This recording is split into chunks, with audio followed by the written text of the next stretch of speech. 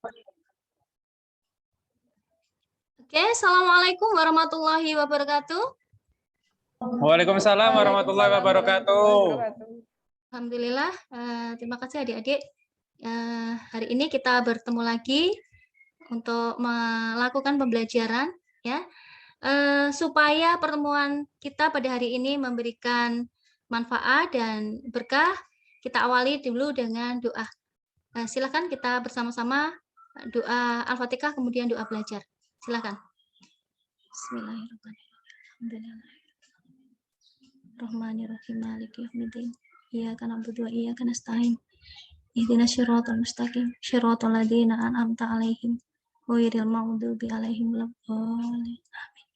Bismillahirrahmanirrahim. Raditu billahi rabbah wa bil islami dinah wa bil Muhammadin nabiyya wa rasulah. Rabbi zidni ilma wa zidni fahma. Amin. Amin ya rabbal alamin. Kita mulai, Dek. Saya akan share screen ya.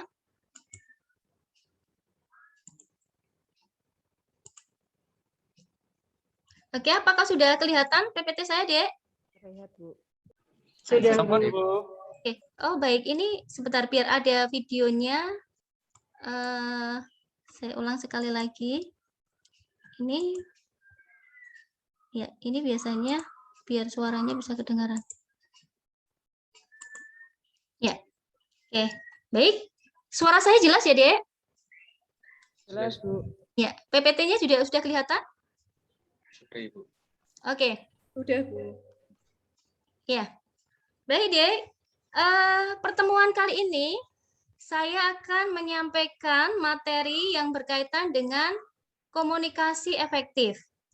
Ya, ini adalah mata kuliah komunikasi dan empati. Baik, kalau kita bicara tentang komunikasi, seringkali sudah familiar ya, karena setiap hari, setiap saat kita lakukan. Nah, tetapi ketika saya menyampaikan hal-hal yang penting dengan komunikasi ini supaya Anda cermati bagi seorang dokter, karena kalau komunikasinya tidak bagus maka akan berisiko. Nah, capaian pembelajarannya setelah mengikuti perkuliahan ini, mahasiswa akan dapat menerapkan komunikasi efektif dalam pelayanan. Karena sebentar lagi Anda akan menjadi seorang dokter. Jadi pasti tidak lepas dengan yang namanya komunikasi.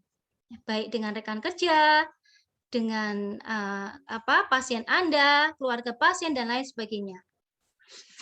Nah, kemampuan akhir yang diharapkan setelah mengikuti perkuliahan ini, mahasiswa dapat menjelaskan perbedaan komunikasi dan komunikasi efektif. Ya, apa sih bedanya? Efektifnya di mana letaknya? Kemudian menjelaskan komponen komunikasi. Ya, kemudian menjelaskan perbedaan komunikasi verbal dan nonverbal, dan juga menerapkan komunikasi efektif dengan metode SBAR. Baik, akan saya mulai. Ya, saya mulai dengan pertanyaan yang sangat penting sekali nih bagi seorang dokter ya. Agak sedikit ekstrim nih. Dapatkah suatu komunikasi yang tidak efektif itu bisa membunuh pasien? Bisa, Coba. Bu. Iya, bisa. Jadi siapa yang menyampaikan? Silahkan. Kenapa kok komunikasi yang nggak efektif itu menyebabkan pasien kita meninggal? Silahkan, Dek. Iya, Bu. Izin berpendapat, Bu. Kalau Ya, misalnya... ini Laili ya? Iya, Bu. Ya, silahkan Laili Rahma. Kalau misalnya pasiennya sakit A, lalu setelah itu antara perawat dan dokter yang merawat pasien tersebut miskomunikasi atau salah persepsi dalam penyampaian masalah, itu nanti bisa salah obat atau salah perawatan, nanti bisa menyebabkan nyawa pasien melayang. Oke, bagus sekali ya. Ya, ini saya kasih jempol nih ya.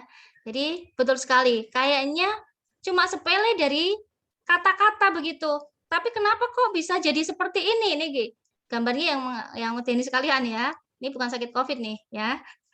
Jadi kenapa kok bisa sampai pasien meninggal? Apa buktinya? Akan saya buktikan. Saya akan awali dulu dengan cerita, Dek. Bapak ini bernama Richard Smith. Ya, dia adalah pensiunan guru di Miami, Florida. Kebetulan ini Bapak mengeluh ke perawatnya. Apa yang dikeluhkan? Yang dikeluhkan adalah dia nyeri pada perut. Perutnya nyeri, kiri bawah. Napasnya pun pendek. Nah, selanjutnya si perawat ini menyampaikan kepada dokternya tentang keluhan yang disampaikan oleh si Richard Smith ini. Nah, dokter pun, ini karena nanti Anda sebentar lagi mau jadi dokter nih, kemudian memberikan terapi dari keluhan-keluhan yang disampaikan oleh Richard Smith ini kepada perawat lewat telepon. Nah, ini jadi hal yang sangat mendasar ketika kita komunikasi lewat telepon. Atau kita daring pun seperti ini. Kenapa? Bisa jadi sinyal hilang. Bisa jadi kita nggak konsentrasi. Nah, sama yang terjadi dengan Richard Smith ini, dokter memberikan obat yang namanya pantoprazol. Nah, tetapi perawat itu ingatnya hanya pan-nya saja, toprazolnya lupa. Dan tidak ditanyakan lagi ke dokternya yang memberikan terapi. Nah, apa yang terjadi? Begitu kemarin dokter itu menyampaikan apa ya? Oh ya, pankuranium. Nah, akhirnya bukan pantoprazol yang diberikan adik-adik, yang diberikan adalah pankuronium. Itu Pavlon. Dan ternyata pantoprazol dan pankuranium ini manfaatnya adalah berbenturan. Jadi antacid melawan paralytic agent. Ya. Jadi ini pankuranium ini biasanya nih obat-obatan untuk merelaksasi otot digunakan pada saat pasien di kamar operasi. Dan sepertinya sepele nih, keliru obat tadi seperti yang disampaikan Laili tadi. Salah obat. Obatnya salah, tapi yang terjadi fatal. Kenapa? Brain damage. Pasien si Richard Smith ini akhirnya terjadi kerusakan otak atau juga disebut stroke juga ya, dipecah pembuluh darah di sana dan akhirnya pasiennya meninggal. Loh, awalnya apa yang terjadi, Dek? Dia kan keluhannya itu nyeri perut saja begitu kan?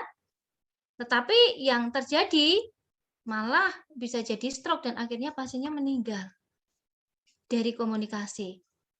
Maka jangan disepelekan karena apa yang Anda sampaikan itu nanti kelanjutannya juga akan panjang kan begitu. Ada nilai positif, ada nilai negatif, makanya harus hati-hati. Nah, sehingga Dek, komunikasi itu apa sih? Ya, komunikasi itu proses penyampaian pikiran, perasaan. Dari siapa? Dari komunikator kepada komunikan. Dari saya kepada Anda. Saya disebut komunikan dan Anda, maaf saya disebut komunikator dan Anda disebut komunikan. Ya. Kalau Anda dengan pasien misalnya, maka Anda disebut apa, Laili? Komunikator. Komunikator. Dokter Laili komunikator. Dan pasiennya disebut apa, Rizal? Komunikan. Komunikan. Ya, jadi pasiennya komunikan, Anda komunikator. Kalau dalam hal ini saya komunikator, Anda komunikan. Ya. Kemudian apa? Melalui bahasa baik verbal non verbal. Coba lihat tangan saya. Kalau kita ketemu langsung nggak lewat daring nih ya, ini Anda akan lihat gestur saya. Misalnya, siapa yang mau mencoba? Tangan saya ikut nih. Oh, yang mau mencoba menjawab Laili. Sebenarnya saya begini ini, maaf ya, mata saya melihat si Laili. Mata saya melihat si Riza Maharani, Amelia Berlika dan lain sebagainya. Ya, artinya kontak mata itu jadi satu hal yang penting. Ya, itu adalah komunikasi nonverbal. Verbalnya bagaimana? Suara nih. Kalau nggak jelas nanti menyampaikannya, Anda menangkapnya juga nggak jelas. Ya. Nah, ini untuk apa sih yang saya sampaikan ini? Untuk apa sih Anda edukasi ke pasien? Itu untuk merubah sikap dan perilaku. Mereka mengikuti apa yang Anda inginkan. Gitu, Dek. Sehingga apa? Sehingga orang lain mengerti betul apa yang dimaksud oleh penyampai pikiran-pikiran, atau informasi yang saya sampaikan itu ditangkap Anda itu sesuai dengan yang saya inginkan. Nah, itu komunikasi. Ya. Nah, tujuannya apa, Dek? Tujuannya tadi ketika saya menyampaikan kali ini materi kepada Wiwi misalnya, Amelia, kemudian kepada Niken. Jadi si Riza ini jadi ngerti nih. Oh iya, komunikasi itu kalau orang hati-hati ya, maka bisa terjadi apa namanya? Kemungkinan pasien bisa ada kejadian tidak diinginkan atau bahkan kejadian nyaris cedera ya. Nah, ini pengetahuan Anda meningkat. Pendapat Anda jadi tahu ini tentang komunikasi ini ya, komunikasi efektif. Kemudian setelah itu Anda mulai bersikap. Nanti kalau saya jadi dokter ya, saya akan menyampaikan ke pasien ya, itu misalnya saya memberikan obat, saya akan benar-benar pakai menggunakan kehati-hatian, empati digunakan di sana. Ya, perubahan sikap ya. Ya. Dan setelah Riza ini benar-benar menjadi dokter Riza Maharani, apa yang terjadi ya? Ya, ketika misalnya mau memberikan terapi lewat perawat atau misalnya dokter Riza ini dokter DPJP nih, dokter penanggung jawab pasien, menyampaikan ke dokter Rizal itu hati-hati supaya obatnya nggak keliru. Ya, dan dokter Rizal pun kalau nggak jelas tanya. Ya. Dan juga ada umpan balik atau feedback kembali. Saya ulang ya dokter Riza, supaya apa? Supaya benar-benar tadi namanya pantoprazol, si Richard Smith tadi, bukan panpuronium. Nah, setelah itu perubahan perilaku. Setelah dokter Riza jadi dokter, benar-benar itu dilakukan. Ya, oke. Baik. Nah, setelah itu apa yang terjadi adik-adik? Yang terjadi itu mereka akan getok tular. Ya. Itu loh kalau berobat benar itu disampaikan dokter Riza. Ya, bahwa apa namanya? Dia ini dari mulut ke mulut nih. Dokter Rizal tuh santun. Kemudian apa? Kalau ke pasien juga dia dekat, kemudian interest begitu ya. Ini obat-obatnya juga cocok. Perubahan sosial, mereka akan bilang satu orang ke orang yang lain begitu. Ya.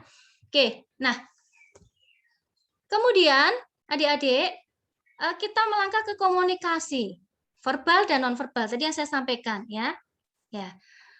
Komunikasi verbal itu kira-kira apa sih yang ada di sana? Yang pertama, kelancaran bicara. Ya, kelancaran berbicara, jelas terdengar. Coba saya tanya Rizal. Apakah suara saya terdengar jelas, Rizal? Terdengar jelas. Oke. Apakah suara saya terdengar jelas, Laili? Jelas, Bu.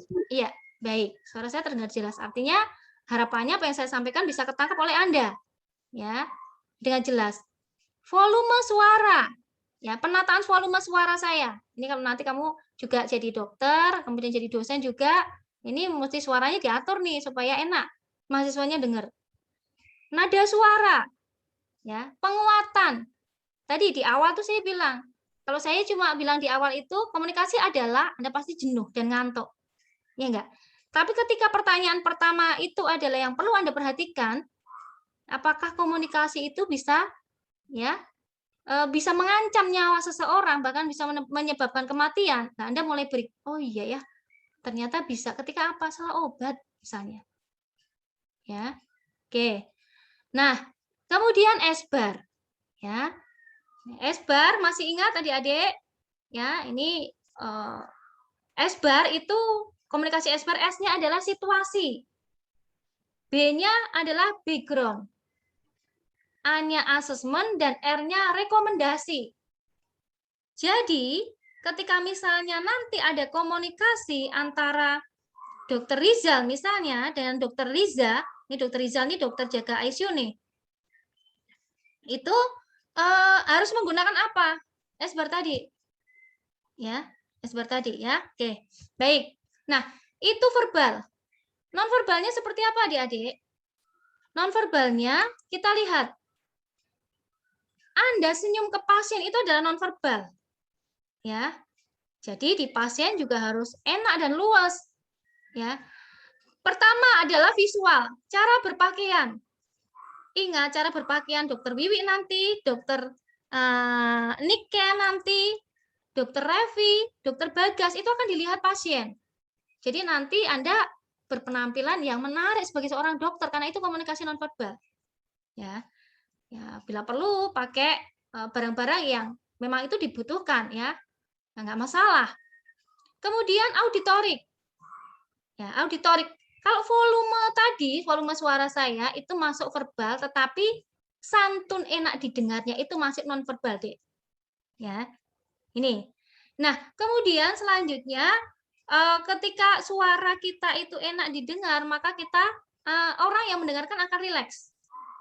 Bahkan di penelitian saya di S3 itu, ya, ternyata ketika pasien itu sudah klik dulu sama Anda, ya, sudah interest dulu sama dokternya, itu ternyata obat belum masuk sudah bagian dari penyembuhan. Kenapa? Imunitasnya meningkat. Imunitas sistemik meningkat, imunoglobulin G. Ya. Dan pasien juga tidak stres. Senang ketemu dengan dokter Bagas. Dokter Bagas adalah dokter yang santun. Ya. Ini akan lebih rileks. Itu ternyata hormon kortisolnya pun turun. Apalagi ini dokter Bagas sukanya baca jurnal. Ya. Ini. Jadi sakit tipes nggak usah lama-lama 7 hari. Dengan sentuhan-sentuhan tadi, komunikasi verbal non verbal dokter Bagas dan juga keilmuannya yang terus terupdate, ya, tipes 3 hari sembuh. Nah, gitu ya. Oke. Kemudian yang selanjutnya adalah taktil. Informasi didapatkan melalui rabaan. Ya. Ini kalau sama jenis, nanti kalau di pasien tepuk begini. Bagaimana Ibu? Nah, Bapak semalam bisa tidur. Ya. Senang pasiennya, Dek. Ya, ditepuk begini. Ini nanti kalau pas visita. Itu adalah taktil.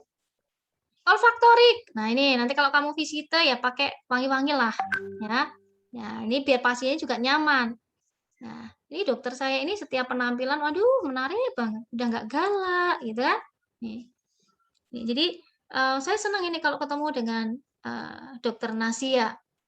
Ya, ini dokternya sudah ramah, santun, ditanya juga enak, diajak sharing enak, gitu. Nah, ini ya. Ini pewangian tadi ya. Kemudian kinestetik. Nah, di kinestetik ini lihat, di sana ada gestur tadi, gerakan tubuh. Kemudian ekspresi wajah, senyum, kontak mata.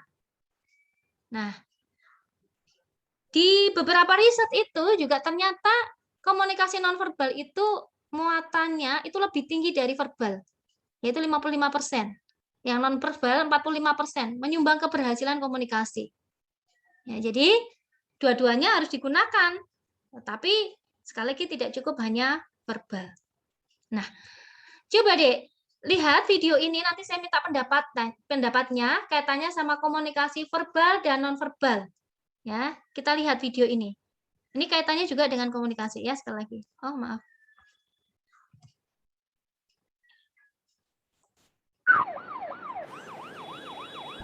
Ежедневно к месту вызова не могут проехать десятки скорых.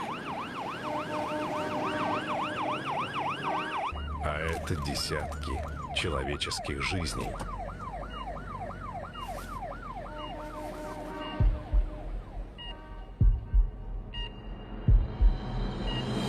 Не будь равнодушным. Уступи дорогу скорой.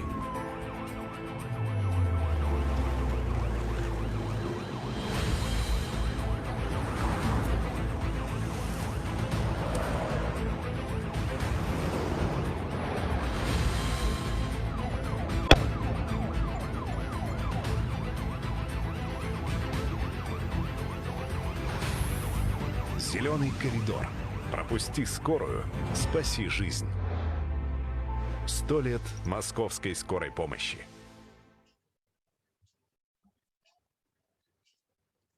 Oke, adik-adik, dari video saya ini tadi, kira-kira apa yang bisa diambil hikmah dari sisi komunikasi? Siapa yang mau mencoba?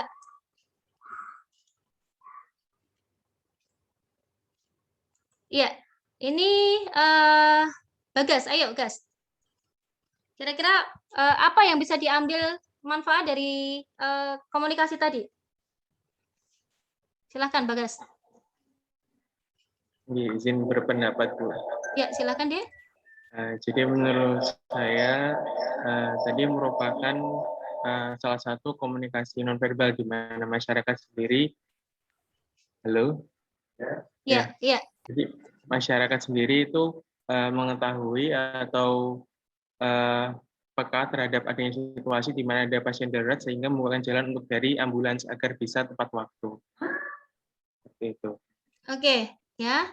Good, bagus sekali ya. Jadi kita lihat bahwa seseorang untuk mau menolong seseorang, ya, pasien tadi, itu kalau misalnya menggunakan komunikasi verbal, itu kan sulit posisinya di dalam mobil, ya kan?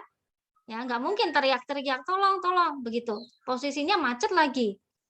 Tapi apa yang dilakukan seseorang tadi untuk menolong pasien, yaitu dia mengisyaratkan dengan komunikasi non-verbal. Ya, caranya bagaimana? Satu orang tadi memberikan isyarat. Oh, saya mau memiringkan mobil saya. Seakan-akan memberikan kode, yang lain ikuti saya nih, yang sebelah kiri. Miring semua ke kiri. Yang tengah terus saja ke lurus. Yang kanan ke kanan semua. Ya, dan tidak perlu ada effort-effort banyak tuh. Tapi apa yang terjadi? Ini ambulan bisa lurus. Terus lancar jaya, ya. Tidak macet. Padahal pada posisi-posisi yang seperti itu. Nah, nilai plusnya apa? Ternyata dengan komunikasi nonverbal yang terjadi, nyawa pasien itu bisa terselamatkan. Kenapa? Karena bisa jadi kita nggak tahu golden period-nya berapa lama, kan gitu. Bisa jadi 1 jam pasien bisa terselamatkan, setengah jam. Nah, kalau sudah macet gitu kan sudah wassalam. Ya, tapi kalau posisinya seperti itu, udah dikejar bisa. Ya. Nah, ini deh ya. Jadi betapa hal yang kecil itu bisa bermanfaat sekali ya buat kita semua ya, terutama buat pasien Anda. Oke, nah selanjutnya Dek. Nah, komponen komunikasi itu, komponen dasar komunikasi itu apa sih? Tadi Anda menyampaikan juga, satu komunikator. Ya, Anda misalnya. Terus ada siapa lagi? Ada komunikan, pasien. Terus ada apa lagi? Ada pesan yang Anda sampaikan. Ya. Pesan ini nih, siapa nih dokter Wiwi ini menyampaikan edukasi ke pasiennya tentang ASI eksklusif. Ya. Ibu, ini 0 sampai 6 bulan tidak perlu putrinya ini diberikan susu formula, cukup ASI ibu saja. Ya. Itu sudah tidak perlu tambahan apapun. Ya, insya Allah nanti putra-putrinya bisa cerdas, tidak mudah sakit, begitu ya. Ini. Karena di sana sudah ada antibodi sendiri ya, yang membuat anaknya semakin baik kondisinya. Ya. Jadi tidak perlu susu formula yang mahal-mahal. Nah, kemudian ini ada channel. Lewat mana menyampaikannya? Kalau sekarang ini kita lewat daring. Ya. Kalau Anda telepon, ya, misalnya Anda telepon ke pasien atau misalnya Dokter Riza tadi telepon ke Dokter Bagas DPJP-nya dari pasien ini, Dokter Riza, Dokter IGD, lewat telepon, berarti itu channel. Nah, kalau tadi misalnya Dokter Bagas menyampaikan advisnya jelas atau edukasi pasiennya jelas, nah Dokter Bagas itu, maka yang terjadi apa? Apakah Anda mengerti? Oh ya, saya mengerti. Ya. Ketika saya kali ini memberikan komunikasi efektif, Anda bisa nangkep ini apa yang dimaksud komunikasi efektif. Nah, setelah itu apa yang terjadi? Tersampaikan gagasan, paham, ya, pemikirannya sama, bisa ketangkep tadi, ya, yang disampaikan Dokter Wiwi tadi tentang apa? ASI eksklusif. Itu. Kemudian saling paham.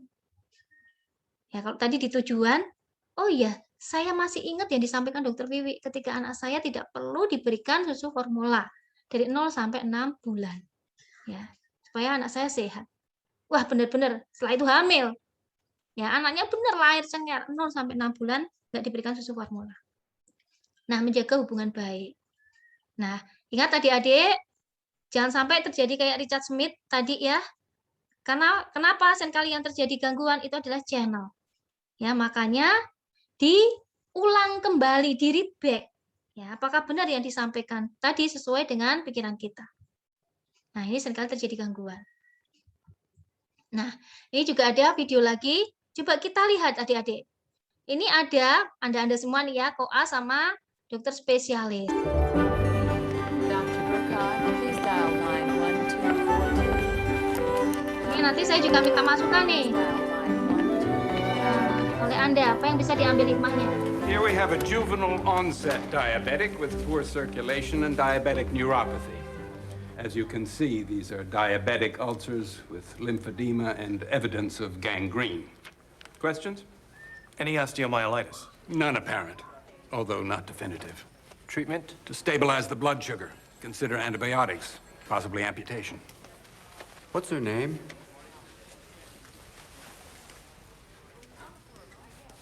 I was just wondering the patient's name.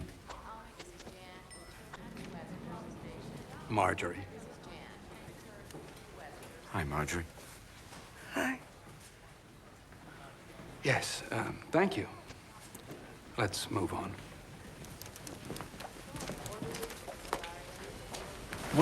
Oke, terima kasih. Kira-kira apa readers urbaningrum yang bisa dipetik dari video ini tadi? Ya Bu, jadi dari video itu bisa dilihat dari dokter yang pertama yang membimbing, dari dokter-dokter yang lain itu terlihat tidak ramah, langsung memberikan hal-hal yang mengerikan mungkin buat pasiennya. Jadi pasiennya langsung merasa ketakutan. Sedangkan ada satu dokter yang di belakang itu yang menyapa dengan ramah. Jadi pasiennya agak lumayan tidak takut. Itu dokter. Iya, ya, bagus sekali ya, betul ya.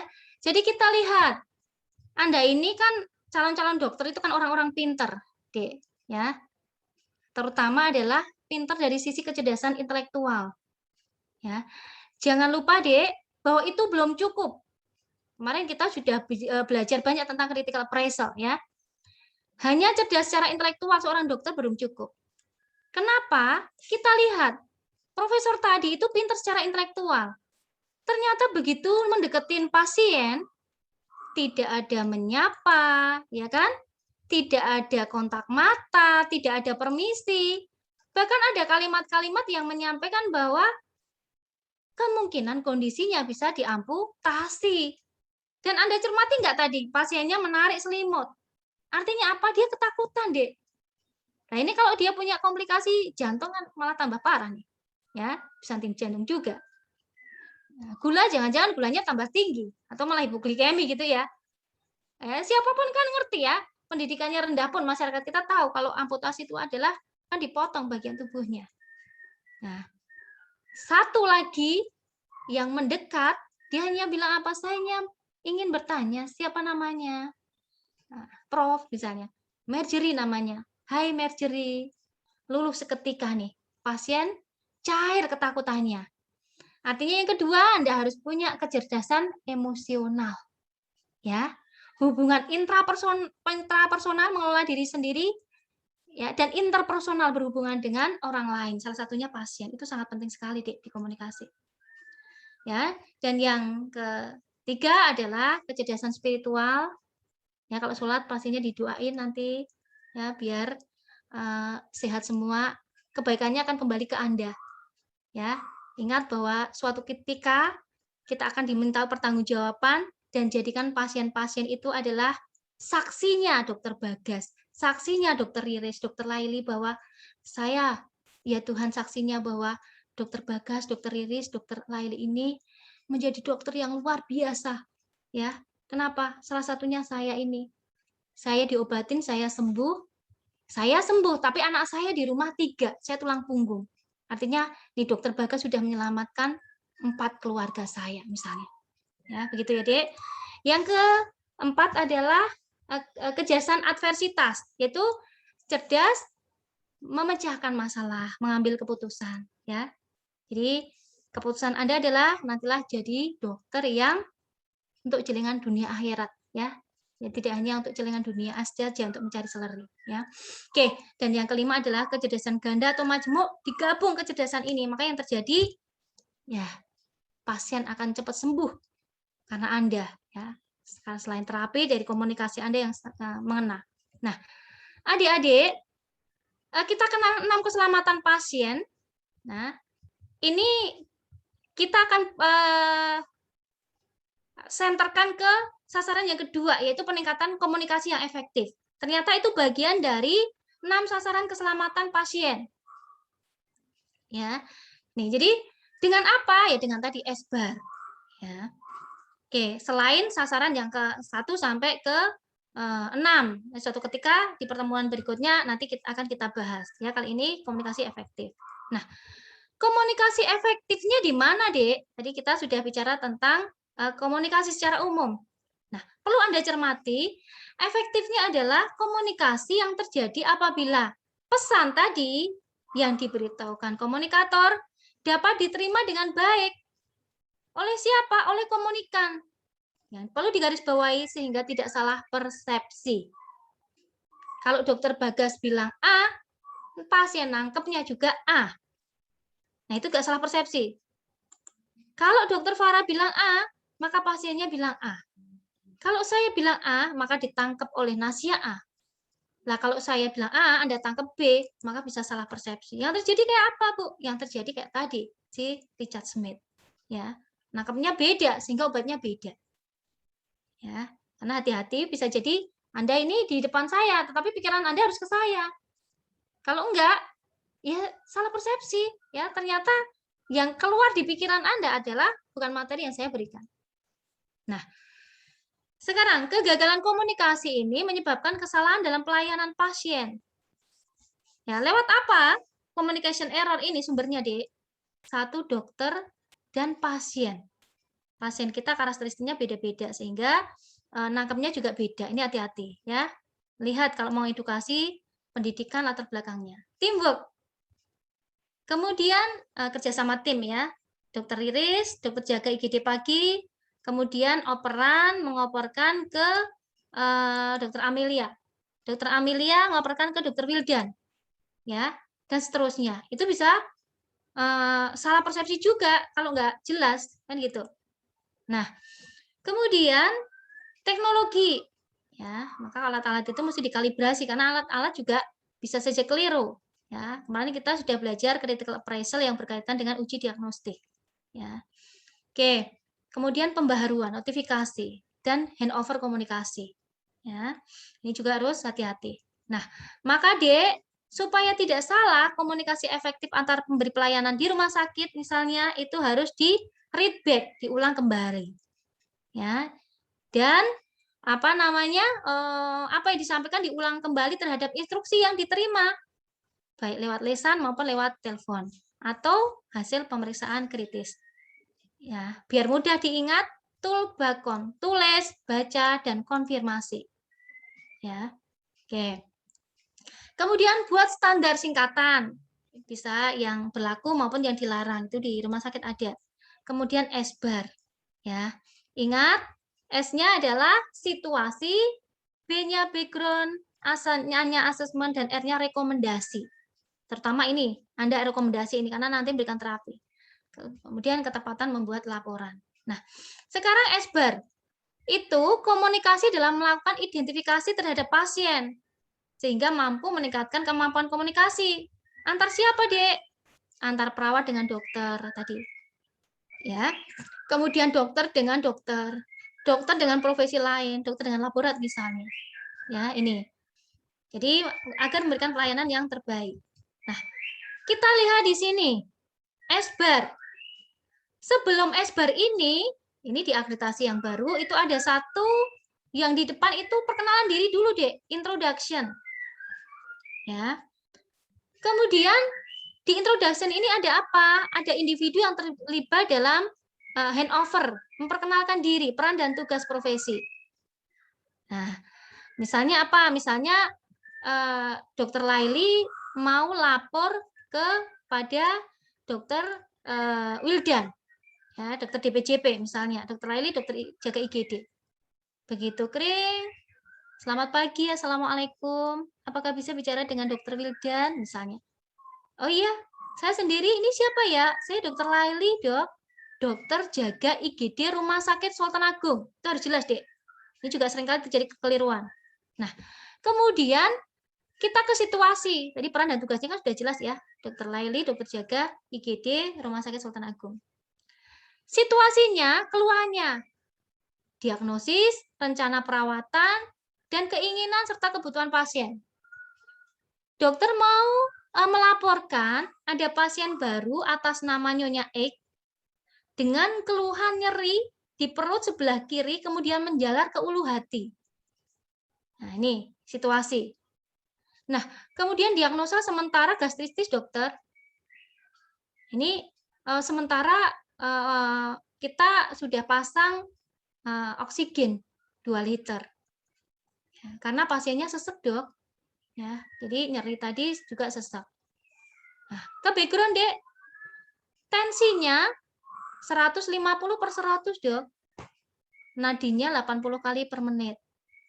RR-nya 30 kali per menit. Ya, ini tanda-tanda vital yang lengkap ya, Dek. Ya. Kemudian status mental. Pasiennya sadar penuh kompos mentis. Obat-obatan yang diberikan karena pasiennya sesek, tadi ekstra aminopilin, Dok, 1 ampul. Kemudian nyerinya dikasih Buscopan, juga injeksi 1 ampul. Nah, obat-obat yang lain belum, Dok, infus asering 20 tetes per menit. Labnya darah rutin, tetapi hasilnya belum jadi. Asesmennya penilaian situasi saat ini oleh provider. Sekarang pasiennya sadar penuh, tetapi nanti kita observasi lagi, dokter, bila kemungkinan ada penurunan kesadaran. Nah, ini mulai rekomendasi nih. Nah, tadi Dokter Laili menyampaikan, Dok, langkah selanjutnya apa yang perlu kita berikan, dokter? Baik, Dokter Laili, kata Dokter Wildan. Coba diberikan aminopilinnya, diprogram 2 kali 1 ampul, diulang per 12 jam. Apabila sudah tidak sesek lagi, stop. Nah, ini Anda harus perhatikan benar, karena ini salah kan salah, begitu kan obatnya. Nah, kemudian Buscopannya diganti per oral aja. Panas enggak, Dokter Laili? Itu di sini question answer boleh loh, Dek ya. Jadi posisi di tengah-tengah ini boleh, atau di akhir juga boleh. Suhunya 38 derajat Celcius, Dok. Oh ya sudah, kalau begitu berikan Sunmol. 3 kali 1 diulang per 8 jam. Setelah makan ya, Dok. Oh, baik, Dok, Dokter Laili. Nah, kemudian labnya ditambah urin rutin dan ronsennya torak. Nah, nanti kalau hasil jadi segera laporkan ke saya ya, Dokter Laili. Oh, baik, Dok. Apakah ada tambahan obat lain, Dok, atau terapi lain? Oh, sudah, Dokter Laili, sudah cukup itu dulu saja. Sambil nanti saya akan lihat pasiennya saat visita. Dokter Laili menyampaikan, baik, Dok, saya ulang. Tadi read back. Yang pertama, aminopilin 2 kali 1 ampul diulang per 12 jam. Ya, bila tidak sesek, stop dalam sehari. Kemudian Sunmol ya, 3 kali 1 diulang per 8 jam. Nah, untuk nyeri perutnya, Dok, Dokter Laili misalnya tanya, oh ya sudah sama gastran ya, Dok, 3 kali 1 misalnya. Oh, baik, Dok. Di read back ya. Labnya tadi kalau ditambahi urin rutin ya, kalau hasil jadi lapor dokter ya. Ini. Jadi tambah juga fotonya radiologi torak. Nah, Dok, apakah ada yang perlu ditambahkan? Oh ya, sudah benar, Dokter Laili, gitu. Ya, di read back. Itu ya, Dek. Ya, kalau seperti itu nanti tidak akan terjadi banyak Richard Smith gitu ya. Nah, standar pemberian perintah lisan atau telepon itu ditulis lengkap, dibaca ulang tadi, kemudian norum atau lasa. Jadi obat-obatan yang ya perlu kewaspadaan itu harus dieja. Ya, alfa, beta gitu. Kemudian konfirmasi lesan dan tanda tangan. Tulis, baca, konfirmasi. Ya, Dek. teleponnya tangan kiri, yang kanan nulis. Ya, ini kecuali yang kidal ya. Jadi kanan yang angkat telepon itu supaya kiri yang angkat telepon itu supaya kanannya nulis. Nah, oke, saya kira itu ya yang bisa saya sampaikan ya berkaitan dengan komunikasi efektif. Jangan sampai lupa diingat-ingat ya. Karena apa namanya ini nanti akan Anda gunakan sampai nanti Dek, sampai Anda jadi dokter. Ya. Coba saya pengen tahu apakah Anda tadi jelas yang saya sampaikan ya. Apa sih yang dimaksud dengan komunikasi efektif itu? Ya. Silahkan ini Nasia Gustina. Ya. Proses apa tadi? Dibuka dulu mute-nya. Ya, Nasia dibuka dulu. Suaramu nggak kedengeran, ya. Komunikasi adalah proses penyampaian informasi kepada komunikan. Ya, dari komunikator ke komunikan, terus yang dapat dipahami. Terus, ya. Jadi ada pesan yang disampaikan, gitu ya. Ini. Tujuannya untuk apa? Untuk merubah apa tadi, Nasia? Jangan ditutup dulu, Nasia. Ya. Untuk merubah perilaku, ya.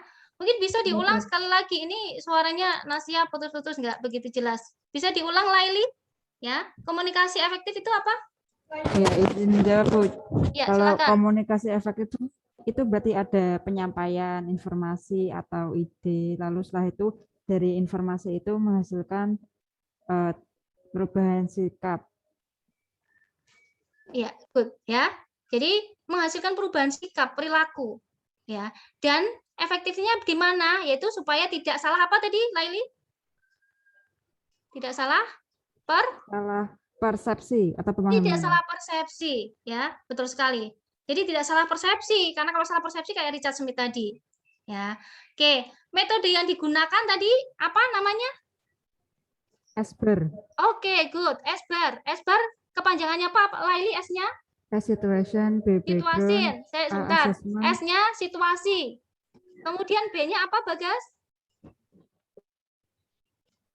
Background. Background. Background. Ya.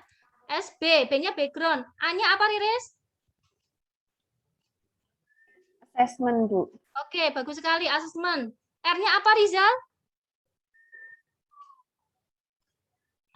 Recommendation, dokter. Bu. Ya, bagus sekali ya. R-nya rekomendasi. Jadi diingat-ingat, Dek. Esber, situasi, background, assessment, dan rekomendasi. Itu mesti Anda ingat-ingat sampai nanti kamu jadi dokter akan melakukan itu. Ya. Oke, baik. Dan satu lagi, komponen komunikasi. Tadi ada siapa? Saya disebut apa ini? Laili? Komunikator, Bu. Komunikator, ya. Ya, benar sekali ya. Kemudian Anda semua ini yang mendengarkan saya disebut apa, Bagas? Komunikan, Bu. Komunikan. Kemudian yang saya sampaikan itu disebut apa, Farah? Pesan, Bu. Pesan. Ya, ada pesan, ya. Oke. Dan di situ juga ada channel, ya. Nih, jadi ini saya kira paham semua ya, karena ini ternyata saya flashback ke Anda juga mengerti. Oke, Dek. Yang terakhir, tugas silakan nanti dibuat setelah ini, buatlah komunikasi efektif antara dokter jaga dengan dokter DPJP tadi yang kita contohkan, ya. Kemudian dokter penanggung jawab pasien itu singkatannya DPJP ya. Misalnya taruhlah dokter Farah, ini dokter jaga ICU misalnya. Ini komunikasi dengan siapa nih? Dokter Wildan misalnya, ya. Ini dokter Wildan ini dokter penyakit dalam atau bebas lah. Ya. Kemudian di situ ambil kasus, ya, apa kasus tentang stroke atau tentang misalnya jantung atau apa begitu, kemudian bikin komunikasinya dengan Esber, ya. Kemudian saya beri waktu 2 kali 24 jam, nanti Anda kumpulkan, Ya, nanti untuk pertemuan berikutnya kita akan diskusi. Ini referensinya, Dek. Silakan nanti bisa dibaca-baca ya, supaya menguatkan sumber belajar Anda. Selain ini boleh Anda mencari sumber yang lain. Oke. Yang terakhir, saya ingatkan adik-adik khairunas anfa'uhum linnas, bahwa sebaik-baiknya manusia adalah yang paling bermanfaat bagi orang lain. Jadi, Anda lihat nih, ibu ini yang kayak gini nggak punya kaki saja, dia bisa bermanfaat buat keluarganya. Apalagi kita yang diberikan oleh Tuhan, oleh Gusti Allah, fisik yang normal, maka ayo kita manfaatkan untuk bisa bermanfaat untuk orang lain, terutama pasien kita nanti ya. Jadi celengan dunia dan akhirat. Baik, saya kira itu yang bisa saya sampaikan. Apakah ada yang mau ditanyakan, adik-adik? Apakah ada yang belum jelas, yang mau ditanyakan? Cukup, Bu. Cukup ya, jelas semua ya. Oke, baik. Terima kasih, Dek. Apa yang saya sampaikan ini semoga bisa bermanfaat. Ya, jadi ilmu yang bermanfaat dan jadi amal jariah buat kita semua. Jadi kalau misalnya Anda aplikasikan kan, Anda dapat pahala, saya juga dapat pahala ya. Jadi ini benar-benar bisa ada interaksi seperti ini dan ilmunya tidak putus sampai di tengah jalan. Saya kira itu. Terima kasih atas perhatiannya. Mohon maaf apabila ada hal-hal yang tidak berkenan yang saya sampaikan. Kita tutup dengan doa bersama ya. Doa kafaratul majelis. Silakan kita mulai. Bismillahirrahmanirrahim. Stop. Amin ya rabbal alamin. Terima kasih. Saya akhirul kalam billahi taufik wal hidayah. Wassalamualaikum warahmatullahi wabarakatuh. Waalaikumsalam warahmatullahi wabarakatuh. Terima kasih, Bu. Ya, sama-sama, Dek. Terima kasih. Ini saya stop share dulu. Oke. Kita end meeting ya, Dek. Ya, Bu.